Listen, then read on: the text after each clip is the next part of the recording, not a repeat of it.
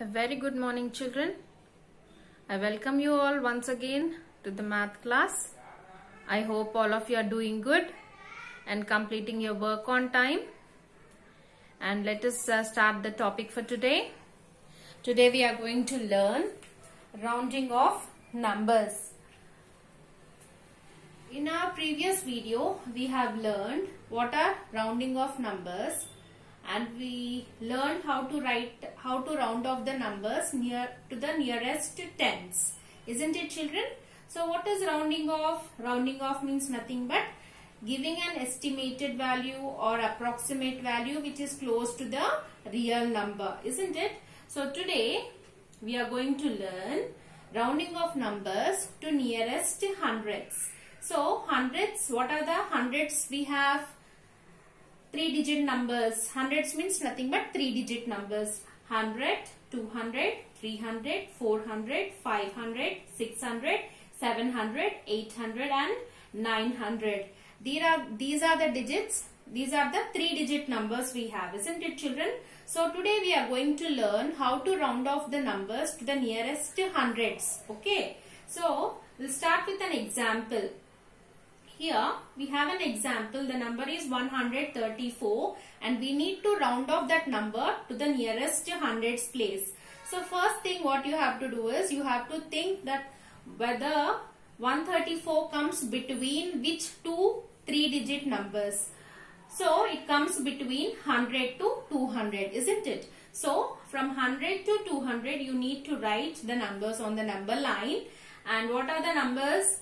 We have in between them 110, 120, 130, 140, 150, 160, 170, 180, 190 and 200. So the number what we have to find out is 134. So 134 is here, isn't it? So it is close to 100 or is it close to 200, children? As you can see, it is closer to 100, isn't it? So the nearest hundreds place is 100. So this is one way of finding out the nearest hundreds place. But this is the second method of finding out the rounding of numbers, and it is very easy and very quickly without drawing any number line we can find out by seeing the tens place. Okay, so these are some points which you need to remember, children. Okay, so the first point is to round off to nearest 100. Look at the digits at tens place. So in a hundreds rounding off to hundreds, we have 3 digits, isn't it? So what are they? One will be in hundreds place, followed by tens, then ones, isn't it? So here we need to find out we have to look at the digits at tens place. So in tens place, what are the digits we get? That you have to see first. Okay. Second point. What is the second point? If the digit at the tens place is less than 5, then write 0 at the tens and ones place and let the digit at hundreds place remain as it is.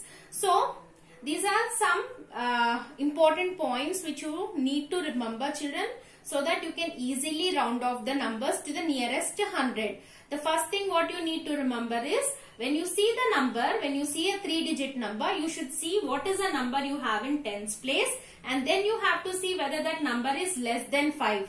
If it is less than 5, then what you have to do, you can write tens and ones as zeros, and the hundreds place will be as it is. That is, the number whatever is in hundreds place will remain as it is. So here in the example you can see 135. 1 is in hundreds place, 3 is in tens and 5 is in ones place. So what is the number in tens place, children? 3.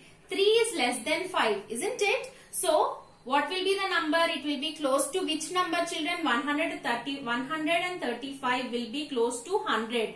First of all, it lies between 100 to 200, right? So 3 is less than 5. So what happens? We have to keep tens and ones as zeros and the hundreds place will remain as it is. Here it is 1 in hundreds place, so it will be 1 only. Okay, coming to the third point. If the digit at the tens place is 5 or more, then write 0 at the tens and ones place and add 1 to the digit at the hundreds place. So, here we saw that the number in tens place is less than 5.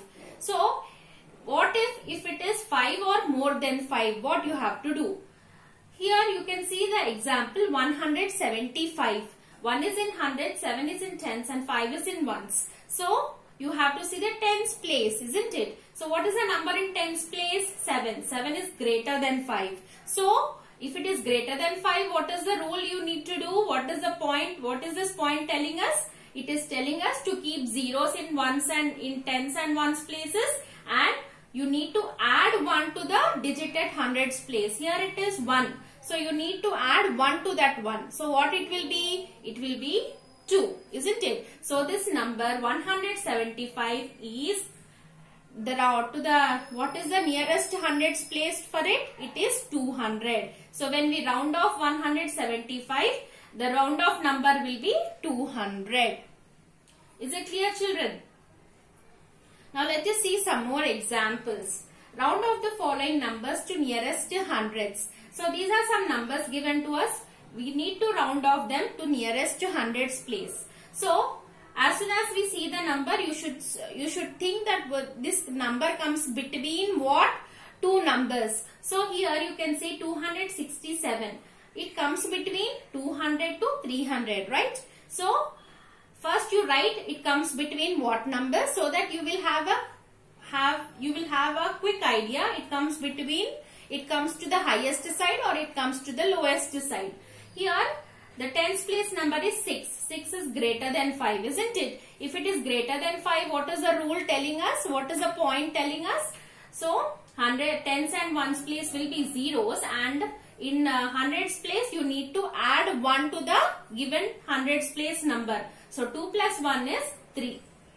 Either you can go with that, or else if you see 200 to 300 we have written, isn't it? So, as it is greater than 5, children, so the number lies to the highest side of the 3-digit number. So, here 200 to 300, 200 is smallest, 300 is the highest or the biggest digit we can say. So, as it is greater than 5, it comes to the highest side towards the bigger side. So, that also is one more way to write. 385, it lies between 300 to 400. 8, the tens place number is 8. 8 is greater than 5. So, the number close to 385 is 400. We can round off 385 to 400. 425, the next number is 425. It lies between 400 to 500. Here the tens place number is 2. 2 is less than 5, isn't it? As it is less than 5, it will be close to the lowest number side because it is less than. So, it will be close to 400. Okay, children. Coming to the last one, 732. It lies between 700 to 800, right?